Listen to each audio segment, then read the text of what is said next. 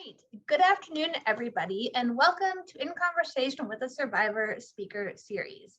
If you've joined us here previous sessions, or whether it's your first time tuning in, we are so thrilled to have you join us for this important programming.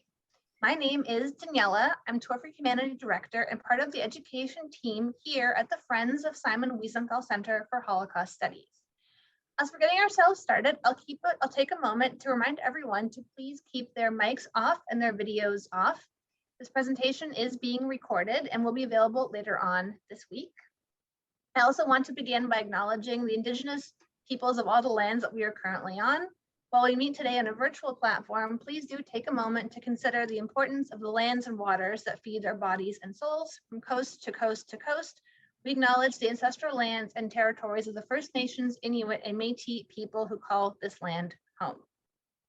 I'm very proud today to be joined by Hannah Marazzi from Raoul Wallenberg Centre for Human Rights, as well as our wonderful guest speaker for today, Paul Schatzberg. Paul has already said that he very much welcomes questions of any kind throughout his presentation, so please feel free to send them directly to me using the chat function here on Zoom, and we'll do our best to address as many of them as possible. As we begin, Hannah will offer a few opening remarks. She currently serves as the Special Advisor to the Honorable Irwin Cotler, who is Canada's inaugural Special Envoy for Preserving Holocaust Remembrance and Combating Anti-Semitism. Previously, she has worked with the United Nations, the national think tank Cardis, and also serves as a co-editor of Opt-In, a beginner's handbook to Canadian politics. Thanks so much for being here, Hannah.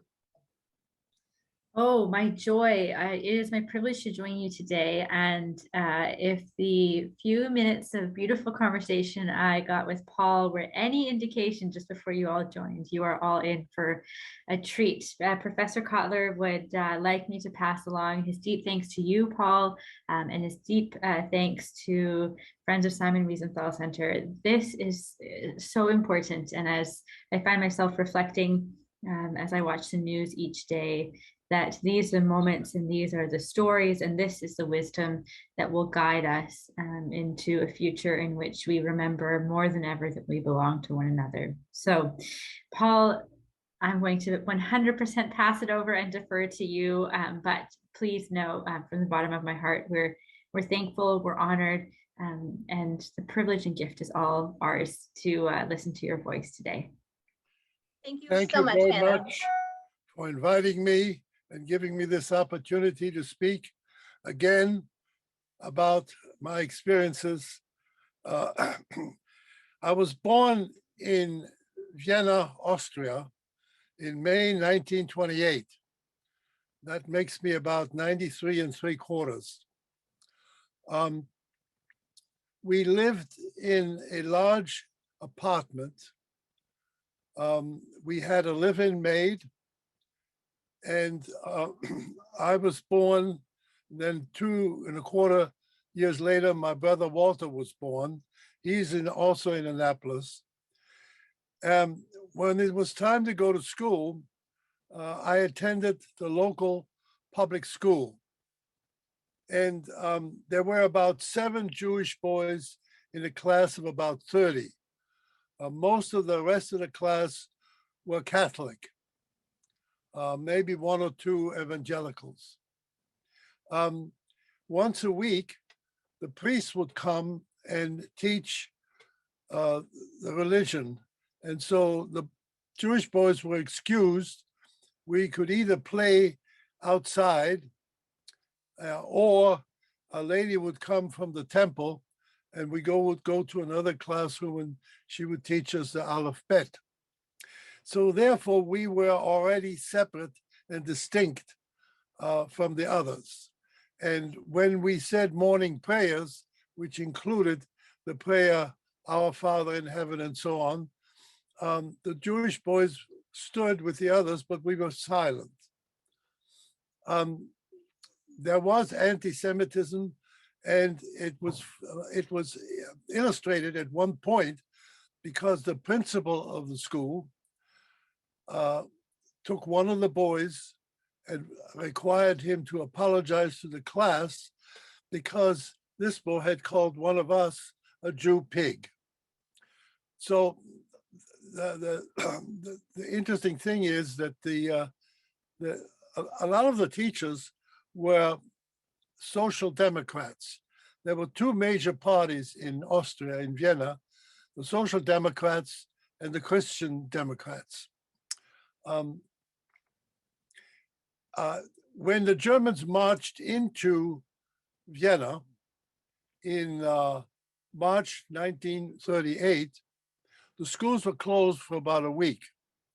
There was great excitement. The German aircraft would fly overhead, and I was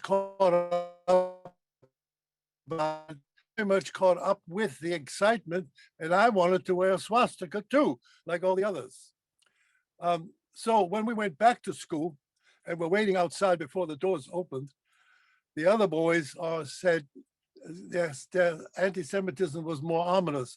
They would say things like, now we will know what to do with the Jews. So we went into class, and about a week later, the teacher announced that all the Jewish boys from now on will go to an all-Jewish school somewhere else. The class erupted in a loud, spontaneous cheer. Our teacher banged on the desk for order. He was red in his face with anger and, I believe, also shame. So from then on, we went to this school that was located at a different place. My brother, who is 2.25 years younger than I, also went there.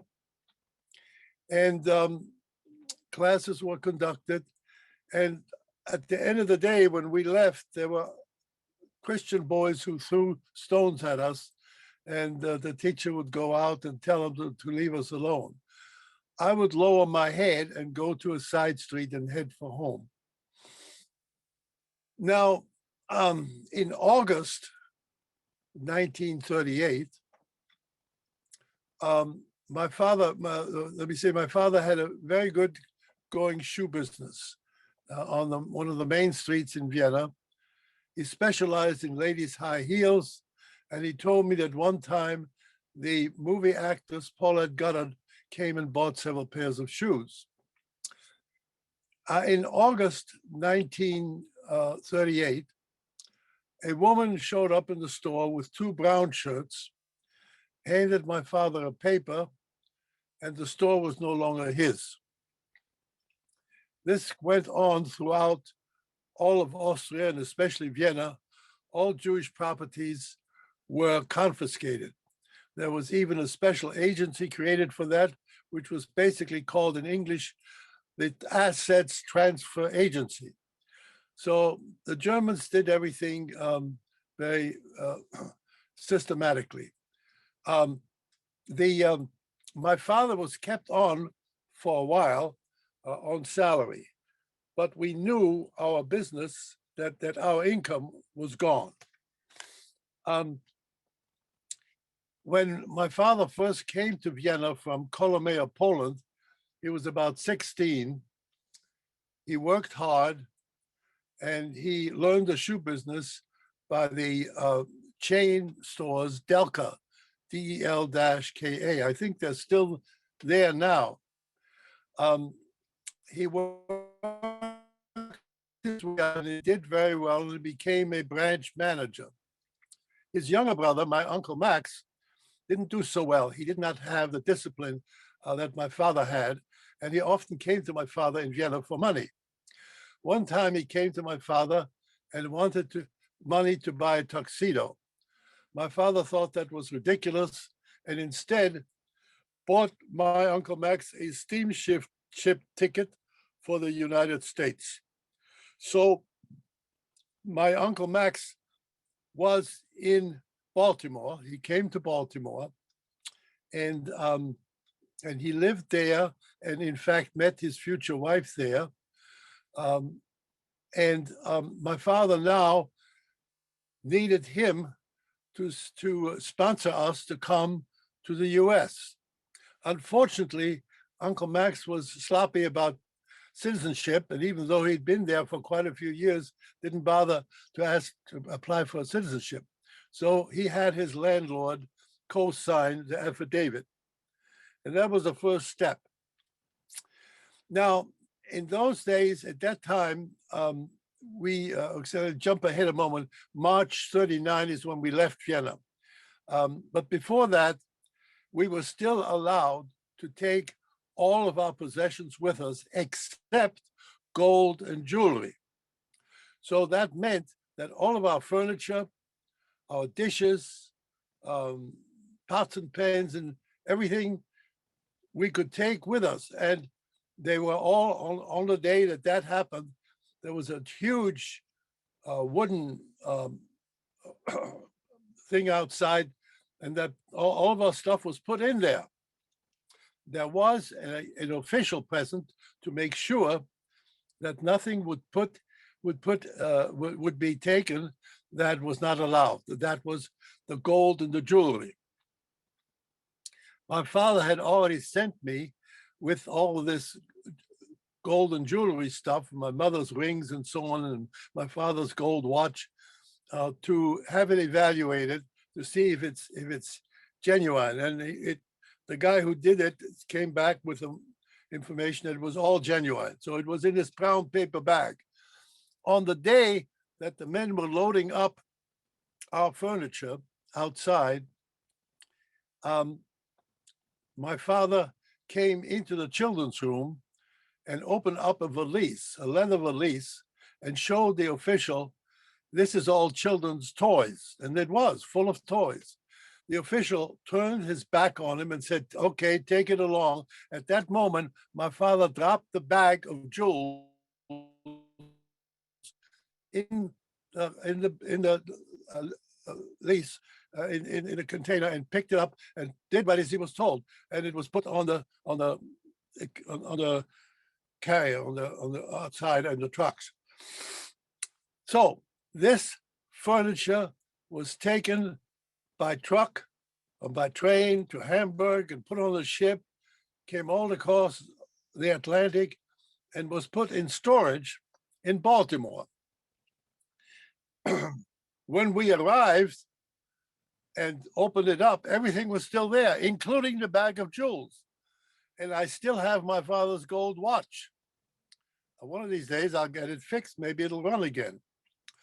Okay, so the US Immigration Act of 1924 required that only a certain percentage of people from a particular country could come to the United States, a percentage of those from that country that were already here.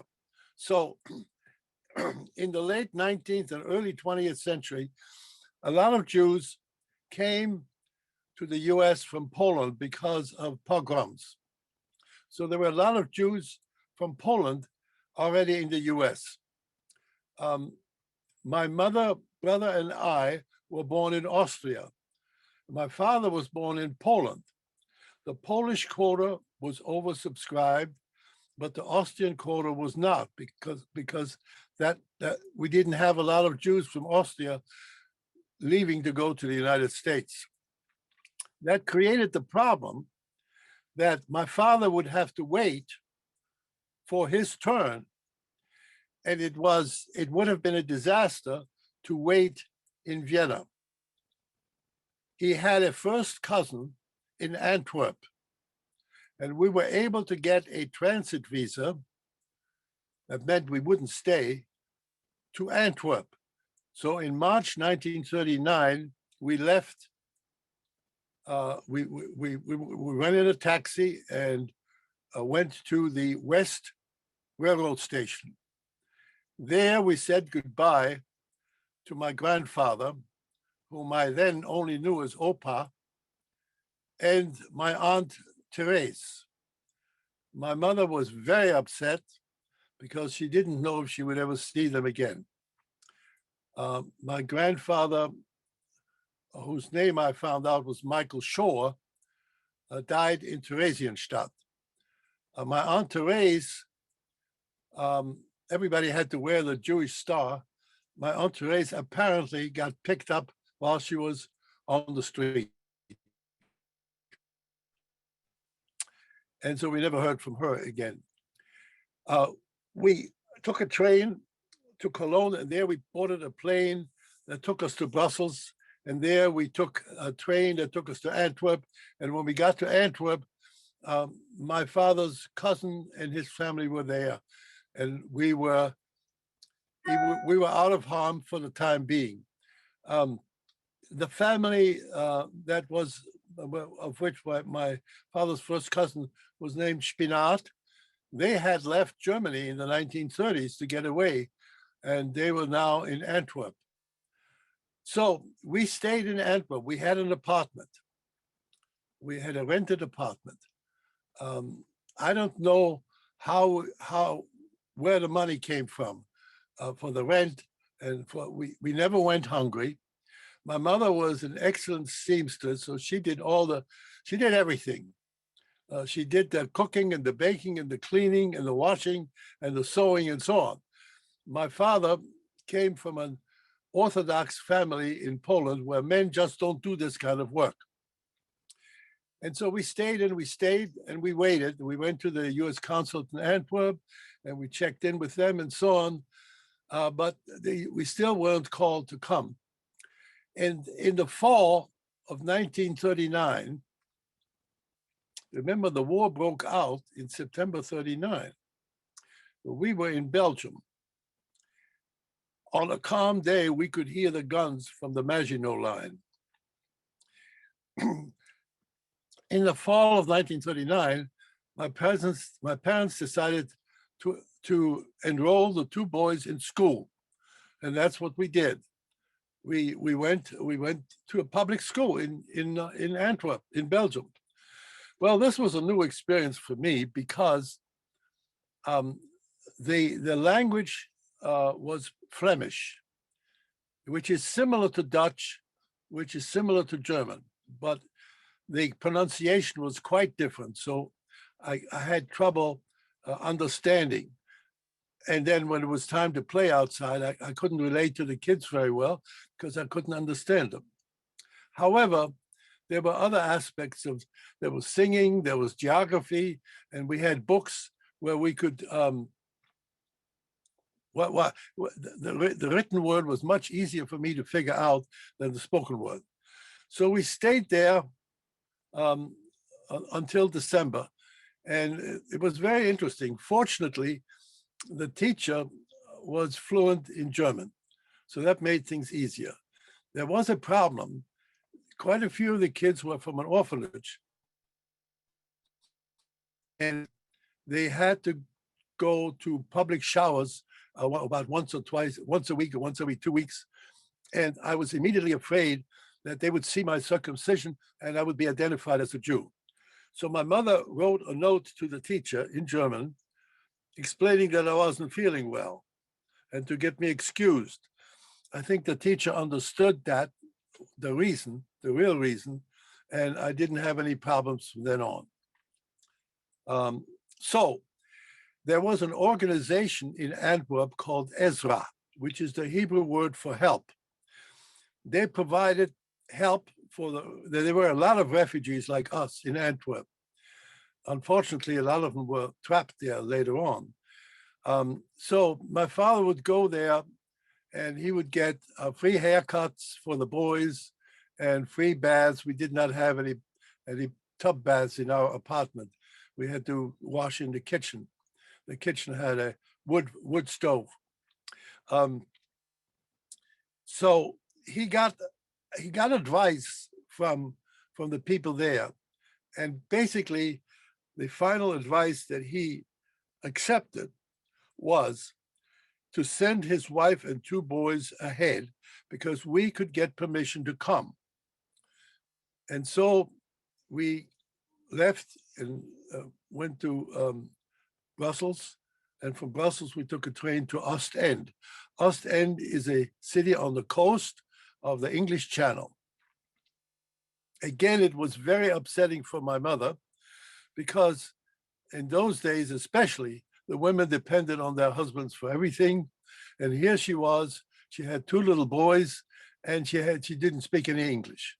So she cried a lot.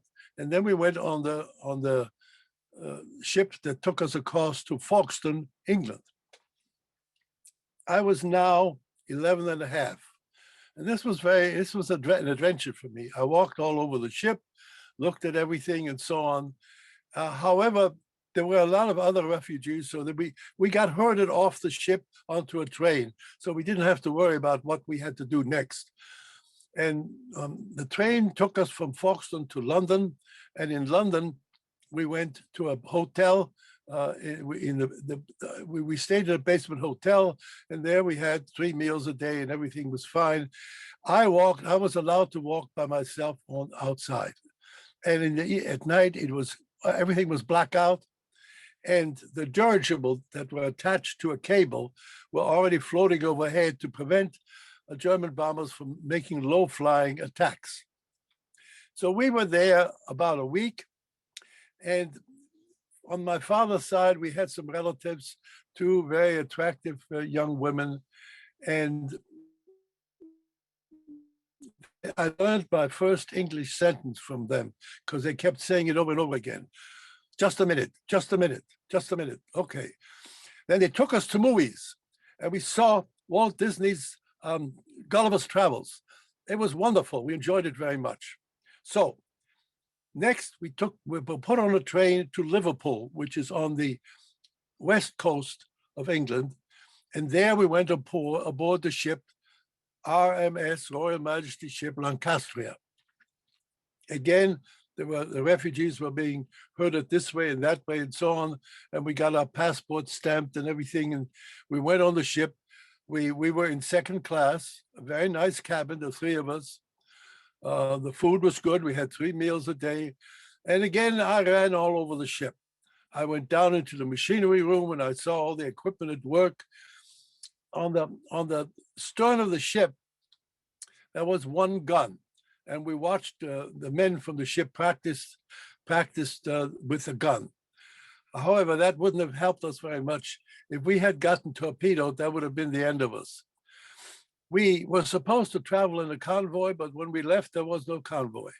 The ship took a very northern route, as far north as possible, within, I don't know whether it was within sight, but it was close to Greenland.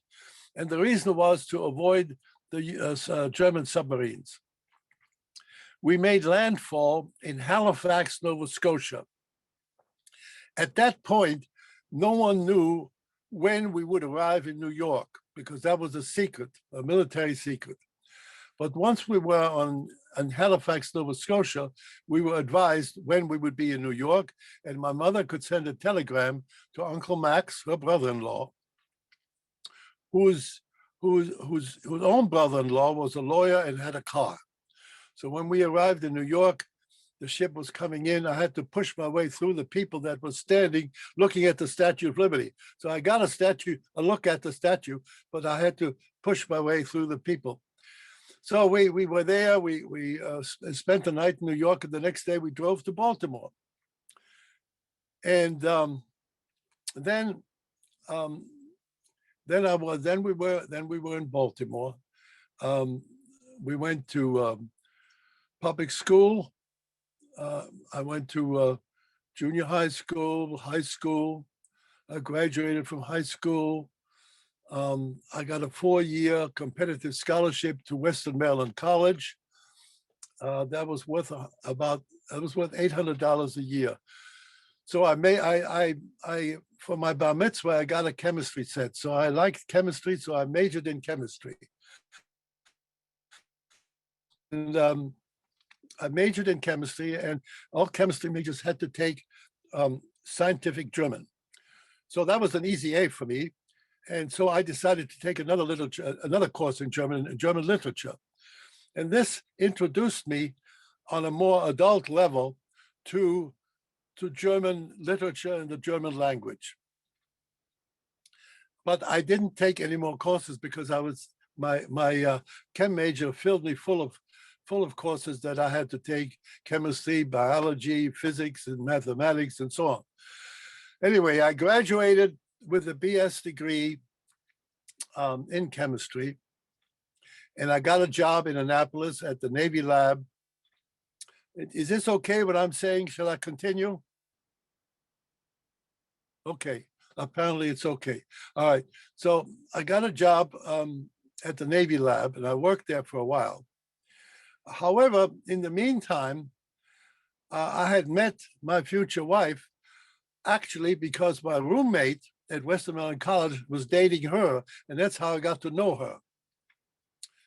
She accepted a scholarship to Duke University, and suddenly I saw myself being separated from her, and I didn't like it.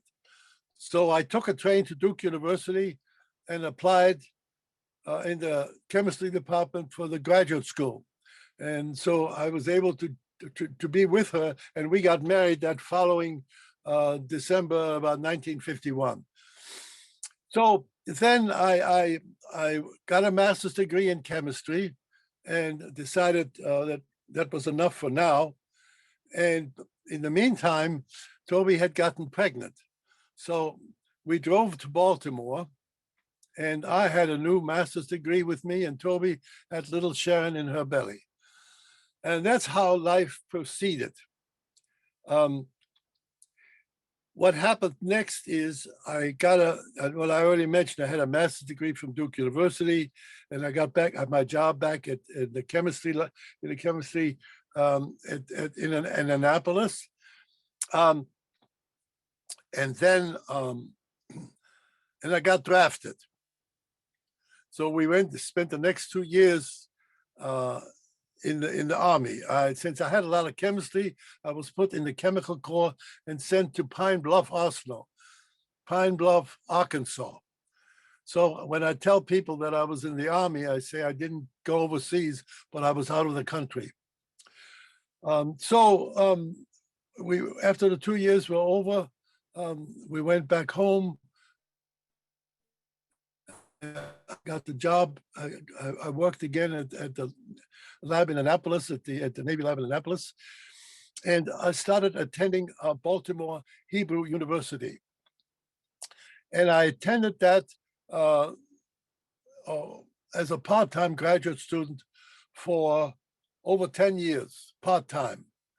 And I learned a lot about the Hebrew Bible. We spent a whole semester on the book of Genesis, the whole semester on the book of Exodus, and writing a paper and taking an exam and so on. And so I got a really, really in-depth study of the 5 books of Moses, and then the prophets, the prophets, the judges, and the prophets and kings, Samuel and Kings, and so on. And I also took courses in the Holocaust. So that introduced me to the Holocaust on an intellectual level. And I got very interested in that because of all the experiences I had had in Europe with anti-Semitism. Yes, I'm a Holocaust survivor, but I was never in a concentration camp. I escaped that ordeal. So at this point, I had studied at Baltimore Hebrew University.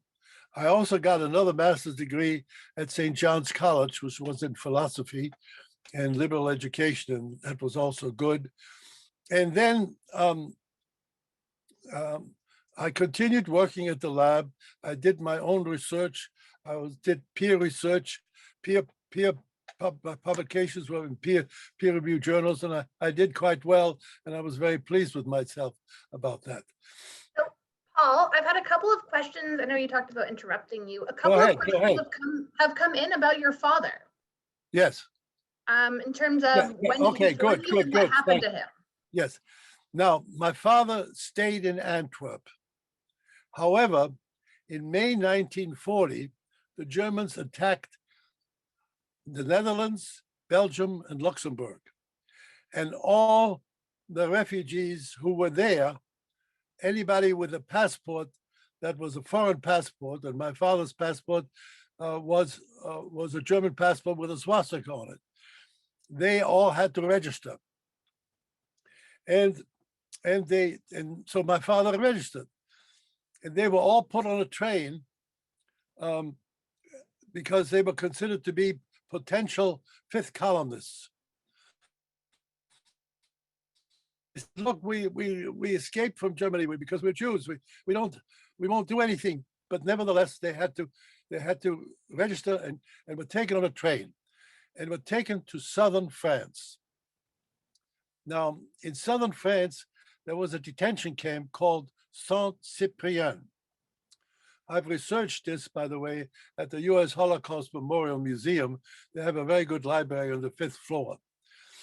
And my father was, and he told me all this later. My father was at Saint-Cyprien. It was right near the Mediterranean Ocean beach. So at high tide, the camp was half a flood, half of water. And dysentery was starting. There was no medical help, and it was very bad. My father escaped from that camp by digging in the sand under the barbed wire fence. The guards were soldiers from French Equatorial Africa, a French colony at that time. And they didn't care as long as you didn't do it in front of them. So my father dug under the fence and escaped and made his way to a distant family that he knew on the outskirts of Marseille. They could shelter him, but they couldn't give him much food because everything was rationed. In the summer of 1940, in Baltimore, I'm standing next to my mother. She is opening an envelope that somebody mailed to her from New York. Inside the envelope is a piece of toilet paper with pencil writing on it. It's my father writing to my mother. He says, I don't have any money. I don't have any papers. I need your help, and so on. So she immediately sent $5 in the mail to that address in southern France. And she did this. It was against postal regulations, and sometimes they sent it back, but most of the times it got through, and $5 was a fair amount of money in those days. In addition, I was 12. My English was pretty good. I went with my mother to see our representative in the House in Washington. He had an office in downtown Baltimore. I did most of the talking, and I urged him to help us get my father back to the United States. And he said he would work on it, and he did. And I have a letter from the State Department to my mother saying that permission had been given and that my father could come. So, and I have all kinds of documents. I have his exit visa from France, and then he went by train through Spain, and he got on a ship in Portugal that brought him to the United States in October 1941. That was just a short time before December 7th, when everything else would have closed down. So I have the passenger list on that, from that ship, and his name is on there, and so on. So when he finally arrived here, I have pictures, photographs of him when he was with that family in the outskirts of Marseille, and he was quite thin. He picked up a little weight on the ship because they had 3 regular meals a day. Okay, so now my father is with us, and we're living in Baltimore, and he finally got a business, a grocery store on Madison Avenue in Baltimore. There were Jewish organization in Baltimore that helped refugees who were just beginning to learn English and set them up in business with interest-free loans and showed them how to run a business. And there was a lot of that going on in Baltimore. So he was back in business, and he could earn a living. fortunately, I had gotten this 4-year scholarship to Western Maryland College, and so that he only had to pay for the books. Okay, so that takes care of my father and all the furniture we had. And by the way, some of the rugs I have in my study right now that came all the way from Vienna, Persian rugs. And my brother, who's living also in Annapolis, has some of the furniture. And indeed, the largest piece of furniture, which nobody could have, it was too large, my granddaughter in Virginia Beach has. And she agreed to accept it. So it's still in the family. Okay, now, any questions at this point? This is it at the moment, but I'll let you know when they come in. Okay. So let's see. I would like to have some questions because I'm just about run out of material. Although there may be more material hidden somewhere. I have a Pardon me? I do have a question for you, Paul. Good. I know that you remember a little bit about the Kristallnacht, the night of broken glass, in November, and when you were still in Austria, in November of 1938. Good. I'm ready to tell you about that. Please, go ahead. I had a very good friend, Hans Rosenbaum, and we played a lot together, and I got to know his family. They left Vienna in December 1938 to go to Shanghai because it was possible in those days to go to Shanghai without a visa. It was Hans, his father, and his mother. His father was able to set up a business in Shanghai. So during the years before December 7th, I was able to correspond with Hans, and we did write letters back and forth. Now let me see. Wait a minute. Daniela, what was the question, please? The question was about the night of broken glass, about Kristallnacht. Oh, yes. Okay. Well, let's see. Oh, yes, we're still in Vienna. We're in Vienna.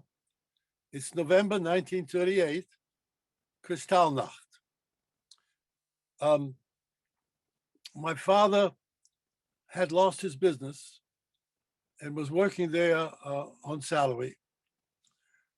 And he got a phone call, they're coming to get you. So he immediately left. They never came to our apartment in Vienna. And he went to his in-laws, my grandparents. While he was there, they came, and they came in one entrance, and my father was able to slip out the other entrance and made his way to his sister-in-law. Now, his sister-in-law, they had just been there and made a big mess. And so he stayed there the rest of the day. As for me, I was going to the all Jewish school, which was equivalent to high school. And every day I would walk either with my classmates or by myself. I would walk from where we were living in our apartment in Vienna to the school. And my walk would take me past our temple, where we would go to worship. It was called the Schmalzhof Temple. And I would walk on the other side of the street. On that day, I was walking by myself.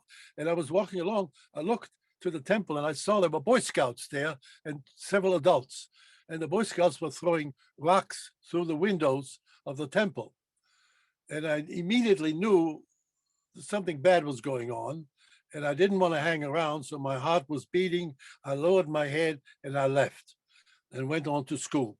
That day, all synagogues in Vienna, except one, and I'll explain that, all synagogues except one were burned to the ground and everything was desecrated. The reason the downtown synagogue was not burned was because the fire marshal said there are too many buildings around here that would be burning also, and so it was not destroyed. When I came back to Vienna many years later, I went to that synagogue and I looked in their records, and I saw in their records the recording of the marriage of my parents in July 1925 or 26, something like that. And it was still there. And they had a record of a lot of other people who were born or got married and so or died and so on. Now, in 2005, I organized my children, my 3 children at that time, along with my brother Walter, to go to Vienna. I wanted my kids, they were all adults then. I wanted my kids to see where my brother and I ran around, and we went to many different places that were very familiar to me. And my son, who is a historian of science and has a PhD in that, and he had a video camera and he recorded a lot of the things. Now he went back to the place where I told him was our synagogue, and there was nothing there except another building. It was a senior retirement home was there. Okay, so that was Kristallnacht. That was pretty much Kristallnacht. That's right. Any other questions? There's been a couple more, a lot more that have come in. Okay. To go along with having been back in Vienna, somebody wanted to know if you were ever able to reconnect with any classmates you had, Gentile, non-Jewish classmates you had in Vienna. No, I didn't keep in contact with them over the years, except Hans, my friend Hans, who was in Shanghai. And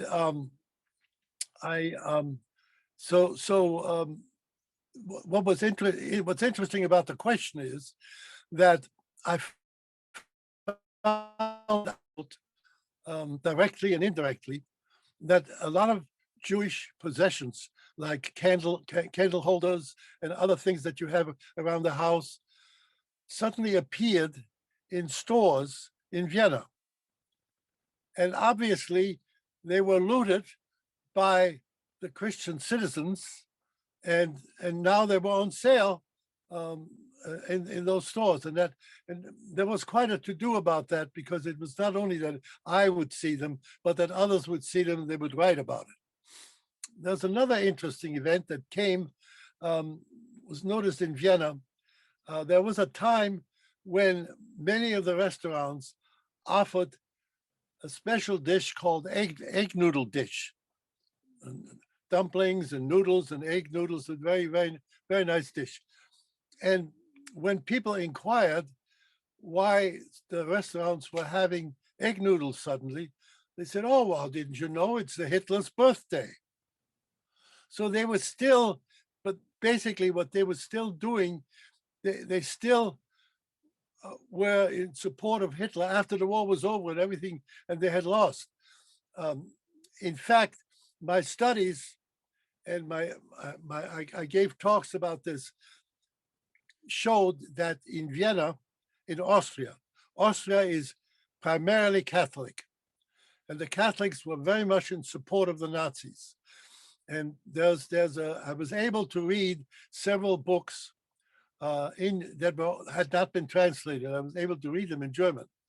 And there was one book that had a photograph on the front cover showing a church with a cross on top, and next to the church, the flag, the Nazi flag was hanging. And the title of the book was Grüß Gott und Heil Hitler, which means Grüß Gott is a religious greeting. You greet each other that way, and Heil Hitler. And I explored. I studied and read writings by people. The people who were doing graduate studies was at least 2 generations after the end of the war. Before that, their academic supervisors would steer them away from doing any research on what happened during the war years. But after 2 generations, that changed. And I actually met one of them, Hans Safrian, who did his PhD in that area. I met him because he spent 6 months at the U.S. Holocaust Memorial Museum as a resident scholar. And we made contact and we had lunch together and we talked about all this. And he wrote a number of things and introduced me to other scholars in Austria, in Vienna primarily, who studied this. And they found out that well, there was a survey made of priests in Vienna, and whether they helped any of the Jews. And it turned out they only helped those Jews that they had converted to Christianity. They didn't help any of the others. And that was also, there's a tremendous amount of Holocaust literature available now, some of which I'm familiar with, but not all of it. And I met with some of the people. Have you heard of Deborah Lipstadt? Yes, she is. I was at a book signing when she had published a book about her experience with the Holocaust denier. What was his name? Levin or something? I've forgotten. Not Levin. It was something else. And there was a movie made out of that too. So so I went to a lot of lectures at the Holocaust Museum, and I remember one in particular. It was very interesting because the question was raised: why didn't the U.S. bomb the railroad approaches and the areas at Auschwitz and Bergen-Belsen and those places to reduce the killings? And it was very interesting because the reports and I know Henry Morgenthau was Secretary of Treasury. He was Jewish, and he urged President Roosevelt to do something. And the message that always would come back, the bureaucratic message would be, we've got to win the war. That's the most important thing. We have to win the war. Well, there was an Italian chemist, Jewish. I'm going to have trouble remembering his name, but he was able to survive because, as a chemist, he worked in a German synthetic rubber plant. The Germans couldn't get any rubber from Asia, where everybody else got it. So they had a synthetic rubber plant, and he worked there. And I read his book, and I think I may have attended one of his talks. And he arrived at the destination. And he was very thirsty. It was cold. There was an icicle. He broke the icicle off and started licking it. A guard took it from him and threw it away. And he asked the guard in German, "Warum? Why?" And the answer was, "Here there is no why." So that gives you another picture of the atmosphere. Now, the U.S. or the British bombed the synthetic rubber plant where this Italian chemist worked. And that was within marching distance of the death camp of Auschwitz. Is it Primo Levie? Pardon me? Say it Primo again. Levie. Primo Levie, that's it. Primo Levie, thank you. So it was Primo Levie, and they bombed the synthetic rubber plants, but they didn't bomb.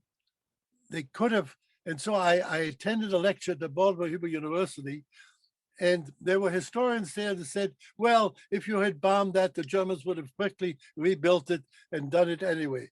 But no attempt was made to bomb it. And so somebody from the audience said, why didn't you at least try once? And that question stayed afloat. So apparently they didn't care enough. So, okay, now. That's fascinating. We have one really great question that's come in here, and I think we're all I'm certainly interested in the answer to this, and I'm sure everyone else is as well. Given all of your experiences, both as a survivor, but everything that happened after the war, your knowledge, your academic basis, what's one lesson or one thing that you want everybody on this call to take away from this? What's one thing you want us to learn from you? Anti-Semitism, the origin of anti-Semitism is Christianity, period. And I taught courses about that in Annapolis at the Antwerp Community College. I taught courses about that. Jesus was Jewish. He lived and died as a Jew. But the movement that took his name consisted of Jews that followed him.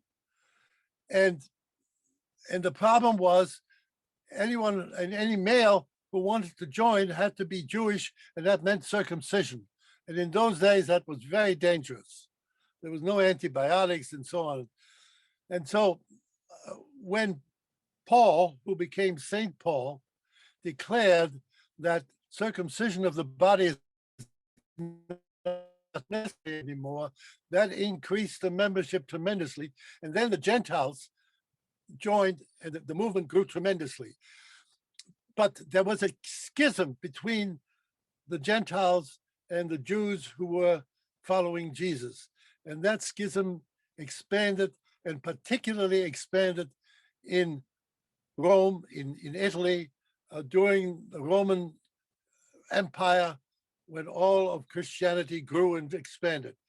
So and I taught a course about this, and I don't want to go into too much detail, but the fact is, basically, Christianity is the cause of anti-Semitism. Now, a lot of it has been ameliorated. There have been all kinds of meetings and the Pope and the bishops and the cardinals. They all work to try. They admitted their guilt. They admitted their historic guilt, and so things have gotten better now. But what remains in the minds of people and in the village priest is not so easily eradicated. And this is especially true in Austria. Okay. Any more questions? There were a couple of other questions, especially from an education point of view. What's a piece of advice that you would give younger generations? Advice? Like students, say teenagers today. What advice would you give teenagers today to learn from the past? I'll tell you. I'll be glad to. They should buy one little book that is commercially available or you can get from the library. It's called On Tyranny. And it is 20 lessons from the 20th century. And I recommend that. And Daniela, if you give me your email address, I'll send you a PDF of that. this is the book to read. It's not long. It's easy to read. It's well written. On tyranny, 20 lessons from the 20th century. I think that's a really great book for everyone to read. And I'm getting some requests here from the audience that if possible, are we able to forward that on to some of them? I've had a couple requests that they want to read it as well. Wait a minute, I didn't follow you. Slow down your speech. I'm sorry. If you send me the PDF, is it okay for me to send that on to somebody else? There's been a few Yes. questions here of them wanting to read it as well. Yes. Perfect. Well, we're almost out of time, but Paul, I want to thank you so much on behalf of everybody else here on this call, everyone that will watch it later on. Thank you for sharing your story. You were so inspiring to listen to. One of the audience members referred to your story as spellbinding and to listen to, which I think sums it up very, very well.